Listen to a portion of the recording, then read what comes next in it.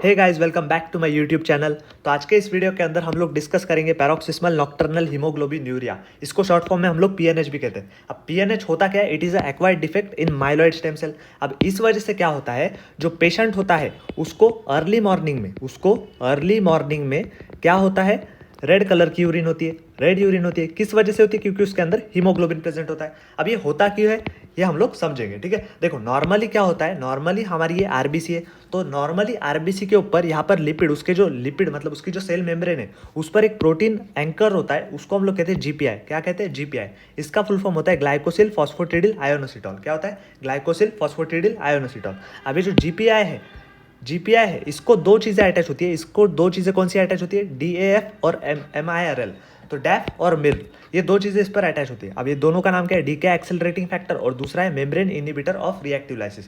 अब आपको एक चीज़ यहाँ पर याद करनी है कि ये सारे के सारे आरबीसीज पर प्रेजेंट होता है। अब ये जो डैफ है आपको एक एडिशनली एक चीज़ क्या याद रखनी है कि जो डैफ है it is positive for CD55 marker, CD55 के लिए। और ये जो एमआईआरएल है, मिरल है, it is positive for CD59 marker. समझ गए? ये दो चीज़ें आपको समझ में आ गई। ओके, अब इसका फंक्शन क्या होता है? ये जो हमारे पास ये चीज़ें, इनका फंक्शन क्या होता है? इनका फंक्शन होता है टू इनिबिट कॉम्प्लीमेंट्स। इनका फंक्शन होता है कॉम्प्लीमेंट्स को इनिबिट करना। भाई अब कॉम्प्लीमेंट्स का काम क्या होता है? हमारे ब्लड के अंदर मान लो कोई पैथोजन आ गया, तो ये जो कॉम्प्लीमेंट्स है उनको क्या करते हैं? इनिबिट करते हैं। बाकी फॉरेन चीज़ों को इनिबिट करने का काम कौन करते हैं? कॉम्प्लीमेंट्स करते हैं। लेकिन हो क्या सकता है, अब ये कॉम्प्लीमेंट्स है, ये हो क्या सकता है, जो कॉम्प्लीमेंट्स है नॉर्मली हमारे आरबीसी पर भी अटैक कर दे ना, तो आरबीसी को इन कॉम्प्लीमेंट से बच के रहना पड़ेगा। मैं यहाँ पर एक्टिवेटेड कॉम्प्लीमेंट्स लिखूंगा, क्योंकि ये जो कॉम्प्लीमेंट्स है एक्टिवेट जब भी होते हैं तो इनका खतरा होता है नॉर्मल आरबीसी पर भी। तो ये जो नॉर्मल आरबीसी के जो भी चीज़ें हैं ना, ये क्या करते हैं? ये इनिबिट करते हैं इन एक्टिवेटेड कॉम्प्लीमेंट्स को। कैसे इनिबिट करते हैं? By inhibiting the enzymes, by inhibiting किसको इनिबिट करते हैं? कॉम्प्लीमेंट्स को तो इनिबिट करते हैं, लेकिन उसके अंदर भी पर्टिकुलरली किसको इनिबिट करते हैं? C3 कन्वर्टेज को, राइट। C3 कन्वर्टेज को, C5 कन्वर्टेज को और MAC को। तो इन चीज़ों को इनिबिट करने के बाद एक्टिवेटेड कॉम्प्लीमेंट्स क्या हो जाते हैं? इनिबिट हो जाते हैं, जिस वजह से हमारा नॉर्मल आरबीसी को इनसे कोई खतरा नहीं होता। समझ गए? ओके, अब होता क्या है, पैरोक्सिस्मल नॉक्टर्नल हीमोग्लोबिन यूरिया के अंदर क्या होता है? म्यूटेशन होता है। क्या होता है? म्यूटेशन होता है, एक्वायर्ड म्यूटेशन होता है, राइट। एक्वायर्ड म्यूटेशन होता है। किस में होता है एक्वायर्ड म्यूटेशन? होता है जीन के अंदर, जो किसको कोड करती है? जीपीआई को कोड करती है। अब सोचो, अगर जीपीआई नहीं होगा तो यहाँ पर जीपीआई बनेगा क्या? नहीं बनेगा। तो जिस वजह से डैफ बनेगा क्या? There will be no daff, there will be no mill, बराबर। तो जिस वजह से ये तीनों चीज़ें नहीं होगी। अब इसमें क्या होता है, ध्यान से समझो, पैथोजेनेसिस ध्यान से समझो। नाइट के अंदर जनरली क्या होता है, रात में जब बंदा सोता है तो वो क्या, कैसी ब्रीदिंग करता है? शैलो ब्रीदिंग करता है, राइट। शैलो ब्रीदिंग करता है। अब शैलो ब्रीदिंग की वजह से क्या होता है, यहाँ पर कार्बन डाइऑक्साइड उसके बॉडी के अंदर एक्यूमुलेट होता है, राइट। कार्बन डाइऑक्साइड एक्यूमुलेट होता है, जिस वजह से क्या होता है, वो रिएक्ट करता है वाटर के साथ। तो जिस वजह से क्या होता है, कार्बोनिक एसिड बनता है, कार्बोनिक एसिड बनता है। अब कार्बोनिक एसिड एसिडोसिस करता है। क्या करता है? एसिडोसिस करता है। अब इस एसिडोसिस की वजह से क्या हो सकता है, कॉम्प्लीमेंट्स कैन गेट एक्टिवेट। क्या हो सकता है? कॉम्प्लीमेंट्स एक्टिवेट हो सकते हैं। और मैंने आपको पहले ही बताया, कॉम्प्लीमेंट प्रोटीन जब भी एक्टिवेट होंगे तब ये क्या कर सकते हैं भाई? आरबीसी को डिस्ट्रॉय कर सकते हैं, राइट। फिर यहाँ पर बाकी भी चीज़ों को डिस्ट्रॉय कर सकते हैं, जैसे कि WBCs को, प्लेटलेट्स को, इन सारे चीज़ों को डिस्ट्रॉय कर सकते हैं कॉम्प्लीमेंट्स। तो इनका प्रोटेक्शन ही गायब हो गया। क्यों? क्योंकि यहाँ पर जीपीआई नहीं है, डैफ नहीं है, मिल नहीं है, तो ये सारी चीज़ें खतरे में। तो आरबीसी का लाइसिस होने की वजह से क्या होगा? सोचो, आरबीसी का लाइसिस होने की वजह से यहाँ पर हीमोग्लोबिन बनेगा, जो कि यूरिन के अंदर आएगा, राइट। और ये किस में देखने को मिलता है? पैरोक्सिस्मल नॉक्टर्नल हीमोग्लोबिन यूरिया में। WBC प्लेटलेट्स को भी क्या हो सकता है? यहाँ पर डैमेज हो सकता है, बराबर, डैमेज हो सकता है। तो ये चीज़ें होती है पैरोक्सिस्मल नॉक्टर्नल हीमोग्लोबिन यूरिया के अंदर। समझ गए सब लोग? ओके, अब सिम्टम क्या देखने को मिलेगा? जैसा कि मैंने पहले ही कहा था आपको, सिम्टम क्या होगा, रात भर क्या होगा? शैलो ब्रीदिंग होगी, जिस वजह से अर्ली मॉर्निंग के अंदर क्या होगा, यहाँ पर रेड कलर की यूरिन आएगी। जो उसकी फर्स्ट यूरिन होगी that will be red urine in early morning. तो फर्स्ट यूरिन कैसी होगी? रेड कलर की होगी। क्यों? क्योंकि यहाँ पर क्या हो रहा है, हीमोग्लोबिन हो रहा है, हीमोग्लोबिन यूरिया हो रहा है। समझ गए? अब मुझे बताओ, हीमोग्लोबिन यूरिया हो रहा है तो ये इंट्रा कॉर्पस्कुलर डिफेक्ट है या एक्स्ट्रा कॉर्पस्कुलर है? Yes, it is a intra corpuscular defect. कोई डाउट इसमें? It is a intra corpuscular defect. इतना सबको क्लियर हो गया? ओके, अब देखो इंट्रा कॉर्पस्कुलर डिफेक्ट है। अब इसको हम लोग स्क्रीन कैसे करते हैं? इसकी स्क्रीनिंग टेस्ट होती है सुक्रोज टेस्ट। ये आपको नाम याद रखने, सुक्रोज टेस्ट आजकल यूज नहीं होती, बस नाम याद रखो कि स्क्रीनिंग टेस्ट क्या है, सुक्रोज टेस्ट। और confirmatory test for paroxysmal nocturnal haemoglobinuria is flow cytometry. क्या है? Flow cytometry.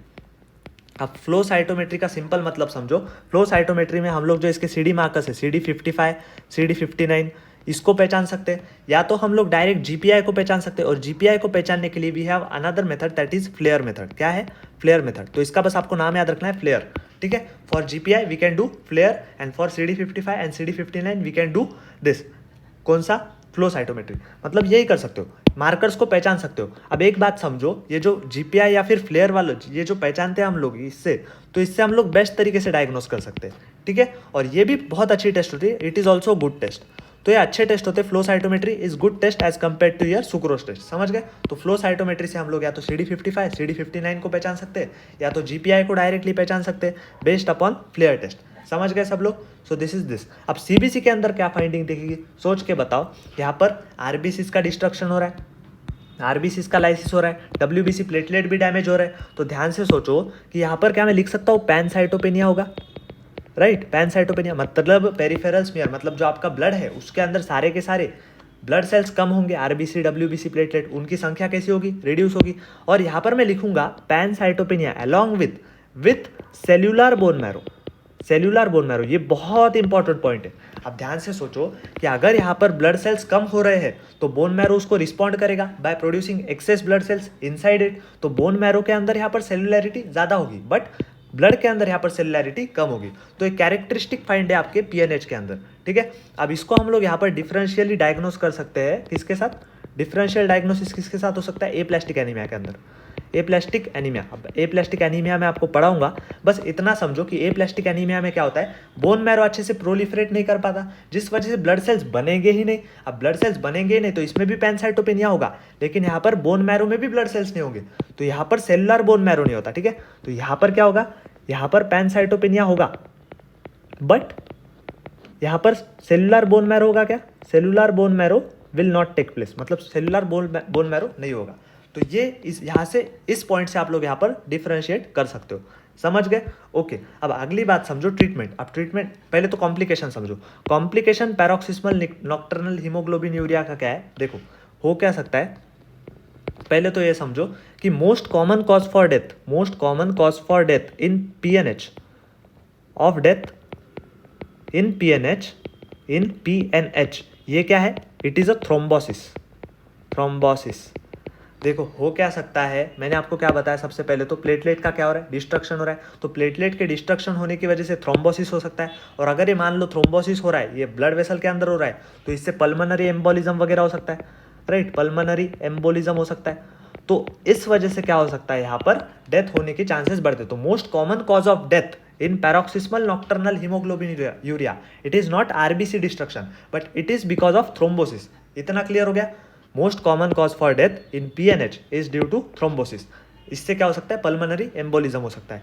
और एक बात याद रखो कि PNH से क्या होता है, PNH से जो है there is risk of having AML in future, acute myeloid leukaemia, इसका होने का चांस यहाँ पर बढ़ जाता है। ठीक है, ये आपको याद करना है, एक्यूट माइलॉइड ल्यूकेमिया होने का चांस PNH के अंदर बढ़ता है। नियरली 10% केसेस के अंदर जो है PNH it can progress to acute myeloid leukaemia. Clear सबको? ओके, तो ये कॉम्प्लिकेशंस आपको याद रखने हैं। अब अगली चीज़ समझो, अगली चीज़ है ट्रीटमेंट। अब ट्रीटमेंट में हम लोग दो चीज़ें कर सकते हैं। एक तो हम लोग क्या कर सकते हैं, पहले तो बोन मैरो ट्रांसप्लांट कराओ। मतलब क्या? Bone marrow transplant in the sense जो हमारा गंदा सेल है, मतलब जो हमारा म्यूटेटेड सेल है, उसको हम लोग क्या कर सकते हैं, न्यू सेल से रिप्लेस कर सकते हैं। राइट, दूसरा हम लोग क्या कर सकते हैं, यहाँ पर एक्विलिजुमैब दे सकते हैं। राइट, इसका प्रोनाउंसिएशन थोड़ा अलग है, एक्विलिजुमैब ये हम लोग दे सकते हैं। अब ये क्या करता है, एक्विलिजुमैब ये क्या करता है, it reduces the risk of thrombosis, ये थ्रोम्बोसिस को कम करवा सकता है। Right, it is a C5 inhibitor, basically C5 inhibitor, और ये इनिबिटर, ठीक है, और ये थ्रोम्बोसिस के रिस्क को रिड्यूस कर सकता है। और ये बहुत एक्सपेंसिव ड्रग है, ये आपको याद रखना है, it is a very expensive drug. तो ये आप लोग ट्रीटमेंट ऑप्शन में कर सकते हो, क्या? बोन मैरो ट्रांसप्लांट और एक्विलिजुमैब। बाकी सारी चीज़ें सबको क्लियर हो गए? Okay, so this was all about paroxysmal nocturnal haemoglobin urea. Thank you guys.